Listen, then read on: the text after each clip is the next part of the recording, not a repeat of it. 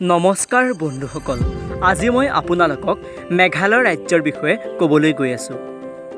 মেঘালয় হৈছে উত্তৰ পূৰ্বাঞ্চলৰ এখন ৰাজ্য, অৰ্থাৎ ইয়াক ভাৰতৰ এখন ৰাজ্য হিচাপে মনা হয়।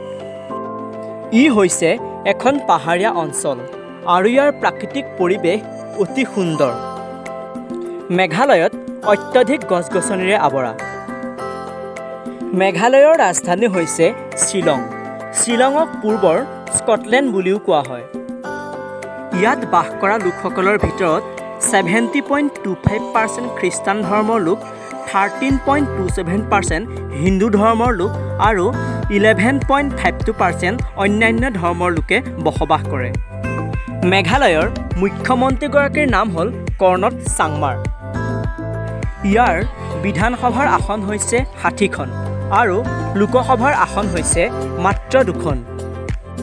মেঘালয়ৰ উচ্চ ন্যায়ালয়খনৰ নাম হ'ল মেঘালয় উচ্চ ন্যায়ালয়।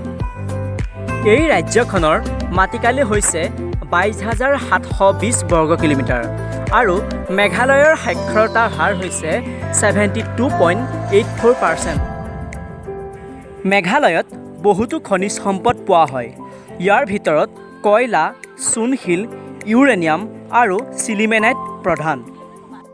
মেঘালয়ৰ নদীসমূহৰ পানী মূলতঃ বৰষুণৰ ওপৰত নিৰ্ভৰশীল।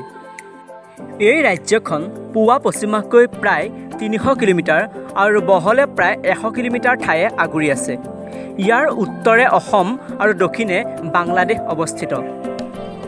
মেঘালয় মালভূমিৰ সৰ্বনিম্ন উচ্চতা হৈছে 150 মিটাৰ আৰু সৰ্বোচ্চ উচ্চতা হৈছে 1961 মিটাৰ। ইয়াৰ আটাইতকৈ ওখ অঞ্চল হৈছে মধ্য মালভূমি অঞ্চলৰ খাচী হিলছ। মেঘালয়ৰ আটাইতকৈ উচ্চ স্থান হৈছে শ্বিলং পিক, যিটো ভাৰতীয় বায়ুসেনাৰ এক প্ৰসিদ্ধ আস্থান। পশ্চিম মালভূমি অঞ্চলৰ গাৰো হিলছ প্ৰায় সমতল আৰু ইয়াৰ আটাইতকৈ উচ্চ স্থান হৈছে 1515 মিটাৰ উচ্চতাৰ নক্ৰেক পিক। মেঘালয়ত বাস কৰা গাৰো লোকসকলে ৱাংগালা উৎসৱ উদযাপন কৰে আৰু ইয়াৰ মুঠ জনসংখ্যাৰ অধিকাংশই হৈছে খাচী জনগোষ্ঠীয় লোক। মেঘালয়ত বাস কৰা আন জনগোষ্ঠীবোৰ হ'ল গাৰো, জয়ন্তীয়া, কোচ, বড়ো, নেপালী, হাজং, ৰাভা আদি। অৰ্থনৈতিক অৱস্থাৰ পৰা চাবলৈ গ'লে এই ৰাজ্যখন মূলতঃ কৃষিৰ ওপৰত নিৰ্ভৰশীল। আমি খোৱা আলু, ধান, ঘেঁহু, আনাৰস, কল ইত্যাদি সকলোবোৰ মেঘালয়তেই উৎপাদিত কৰা হয়। গতিকে আজি এই ভিডিঅ'টোৰ যোগেদি আপোনালোকে মেঘালয়ৰ সকলোবোৰ কথাই জানিব পাৰিলে। যদিহে মোৰ এই ভিডিঅ'টো চাই ভাল পালে লাইক কৰিব, কমেণ্ট কৰিব আৰু চেনেলটো ছাবস্ক্ৰাইব কৰিবলৈ নাপাহৰিব। ধন্যবাদ।